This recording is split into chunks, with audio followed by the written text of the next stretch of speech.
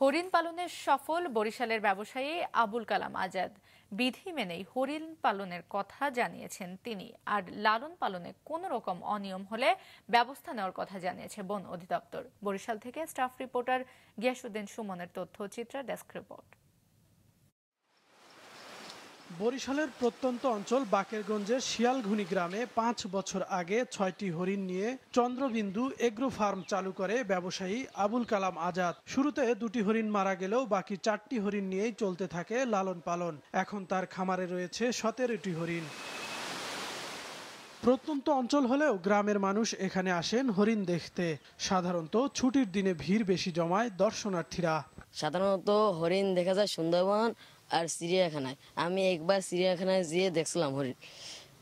বাকেরগঞ্জ থানা এই প্রথম হরিণের খামার দেখলাম। আমাদের বাকেরগঞ্জ থানার ভিতরে হরিণের ফার্ম হয়েছে। আমি তো দেখতে আসছি, আর অনেকজন এই জায়গায় আসে, দেখে আমার খুব ভালো লাগলো। শখের বশেই খামার করেছেন ব্যবসায়ী আবুল কালাম আজাদ, জানিয়েছেন খামারের সহকারী ব্যবস্থাপক। দেখাশোনা করি, এই ঘাস কাটে আমরা দিই, গরুর দিই। এটার কোনো বেচা বিক্রির জন্য বা খাওয়ার জন্য হে না, এর শখের জন্য পালতে চায়। সরকারি অনুমোদন নিয়েই এর পালার শখ। যতটা হরিণ হইতে পারে এর ফার্মে হইতে থাকবে। রোগ প্রতিরোধ ক্ষমতা বেশি ও দ্রুত বংশ বিস্তার করায় হরিণ লালন পালন সহজ, জানিয়েছে প্রাণী সম্পদ কর্মকর্তা। মাঝে মধ্যে যদি খামারে পালন করা হয়, আমরা বলি যে 6 মাস পর পর কৃমির ওষুধ দিবেন।